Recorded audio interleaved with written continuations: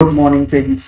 GST platform के YouTube channel में आप सभी का स्वागत है। जी हाँ फ्रेंड्स, जीएसटी के अंदर एक इम्पॉर्टेंट ऑर्डर जिसके तहत लगभग 9 करोड़ रुपए असेसी के यानी कि टैक्स पेयर के जो हैं वो जीरो कर दिए गए, वो आपको समझना जरूरी है। जुड़े रहिएगा इस वीडियो के एंड तक ताकि ये इम्पॉर्टेंट जजमेंट आपको समझ में आ जाए। यहाँ पर इशू क्या इन्वॉल्व था? इशू इन्वॉल्व था only on the ground of non-compliances of principles of natural justice in form of not giving opportunity of personal hearing and in order that the competent authority is enabled to decide afresh, the 3 impugned orders are set aside।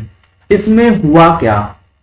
इस particular case में 3 show cause notices issue किए गए और उन 3 show cause notices के अंदर जो amount एलिज किया गया वो लगभग 9 करोड़ 16 लाख रुपए का निकल के आ रहा था।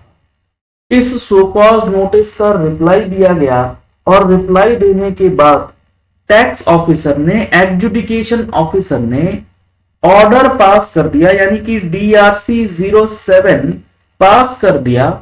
लेकिन अपॉर्चुनिटी ऑफ बीइंग हर्ड यानी कि जनरल प्रिंसिपल्स जो सेक्शन 75(3) एंड सेक्शन 75(4) के अंदर मेंशन किए गए उसको फॉलो नहीं किया गया। सिर्फ इसी बेसिस पे पूरा का पूरा डिमांड जो है 9 करोड़ रुपए का वो खत्म कर दिया गया और फिर फ्रेश तरीके से प्रोसीडिंग्स जो है वो करने के लिए कही गई है बात। तो अभी हम लोग डिटेल्स में देखेंगे क्या है स्टेप बाय स्टेप ये पूरा प्रोसेस। यहां पर जो ये इंपॉर्टेंट जजमेंट्स निकल के आते हैं जीएसटी इनकम टैक्स के अंदर, या रेगुलर जो चेंजेस और ड्यू डेट कंप्लायंसेस हैं वो हम लोग अपनी मंथली टैक्स मैगजीन में भी इंक्लूड करते हैं। अगर आप लोगों ने अभी तक टैक्स मैगजीन का सब्सक्रिप्शन नहीं लिया है तो दिए गए नंबर्स पे कॉल करके, व्हाट्सएप करके आप टैक्स मैगजीन का सब्सक्रिप्शन ले सकते हैं, जिसमें monthly GST and income tax updates जो हैं वो आप तक पहुंच जाएं। GSTR 99C जो 21-22 के लिए फाइलिंग करनी है उसका ऑनलाइन ट्रेनिंग सेशन भी ऑर्गेनाइज किया गया है 30 अक्टूबर 2020 को। बहुत जल्दी सीट्स जो है वो फुल हो रही हैं, तो अगर आपने अभी तक नहीं कराया है रजिस्ट्रेशन तो सेम नंबर पे कॉल करके, व्हाट्सएप करके आप वेबिनार रजिस्टर कर सकते हैं।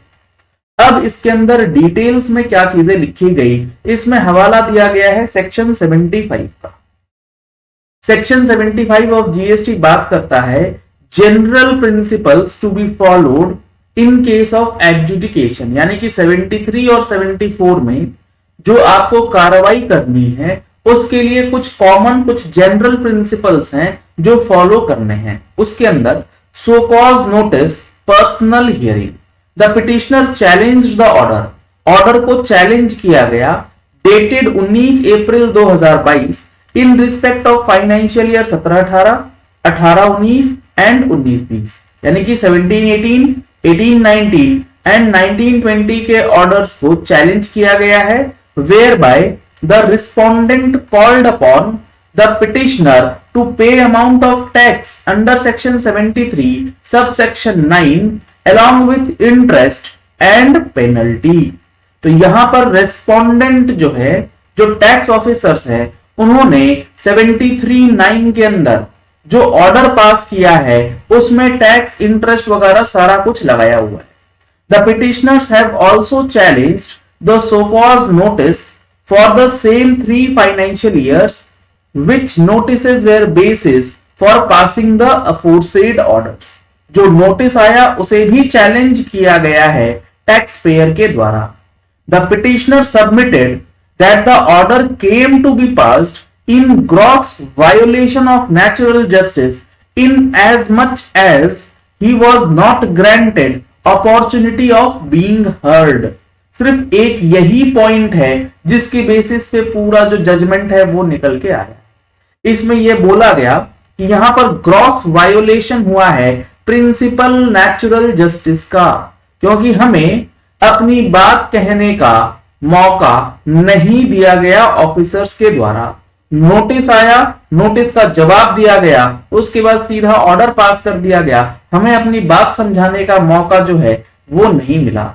The court observe that the impugned orders came to be passed without extending opportunity of hearing to the petitioner. Court ने भी यही ऑब्जर्वेशन दिया है कि जो ऑर्डर पास किया गया है वो विदाउट गिविंग प्रॉपर अपॉर्चुनिटी जो है वो कर दिया गया है।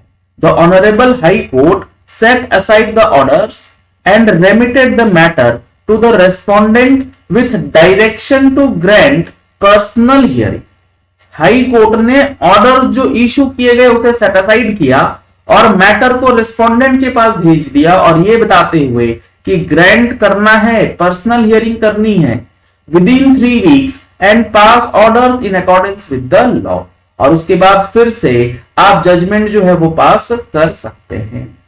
कौन सा सेक्शन है और कहां पर अमाउंट जो है वो फिक्स है, यहां आप देखेंगे तो 3 show cause notices for respective year 17, 18, 18, 19, 19, 20 दिया गया DRC 01 में, जिसमें एक अमाउंट था 5 करोड़ लगभग 46 लाख रुपए का, 2 करोड़ 34 लाख रुपए का और 1 करोड़ 36 लाख रुपए लगभग का अमाउंट जो है वो डिटरमाइन किया गया। Thereafter the authorities passed final orders 6 crore 88 lakh, 2 crore 36 lakh और 1 करोड़ 9 लाख रुपए का।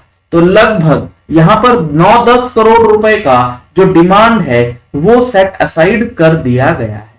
सेक्शन जो हमारा है सेक्शन 75(4) एंड सेक्शन 75(5) ये कहता है an opportunity of hearing shall be granted where a request is received in writing from the person chargeable with tax और penalty.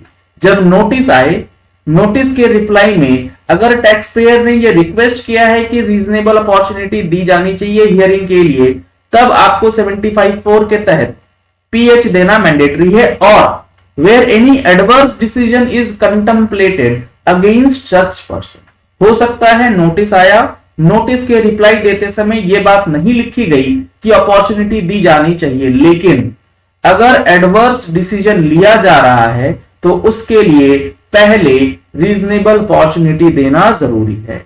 The proper officer shall if sufficient cause is shown by the person chargeable with tax grant time to the said person and adjourn the hearing for reasons to be recorded। यानी कि जो hearing की dates हैं उसे adjourn भी किया जा सकता है maximum up to a period of 3 times. 3 समय के लिए उसको आप एडजर्न भी कर सकते हैं। तो ये 75 का सब सेक्शन 4 और सब सेक्शन 5 जो है ये काफी इंपॉर्टेंट है। इसके बेसिस पे लगभग 10 करोड़ रुपए का डिमांड जो है वो सेट असाइड कर दिया गया है। तो यहां पर ये चीजें अब आपको समझनी जरूरी है कि ये इंपॉर्टेंट जजमेंट आपको किस तरीके से बेनिफिट कर सकता है, क्योंकि यहां पर reasonable opportunity of being heard देना बहुत ज्यादा जरूरी हो गया है। चलिए इस वीडियो को यही एंड करते हैं। आशा करते हैं आपको ये पॉइंट क्लियर हो गया होगा कि जीएसटी के अंदर नोटिस रिप्लाई और उसके बाद पीएच देना और उसको अटेंड करना कितना जरूरी है। अगर आपने हमारे चैनल पे फर्स्ट टाइम ट्यून इन किया है तो चैनल को सब्सक्राइब करने के लिए नीचे दिया गया रेड कलर का सब्सक्राइब बटन प्रेस कर लीजिए, साथ में जो बेल आइकन है उसे प्रेस कर लीजिएगा ताकि वीडियोस की नोटिफिकेशंस आप तक रेगुलरली पहुंचते रहें। Thank you and have a nice day.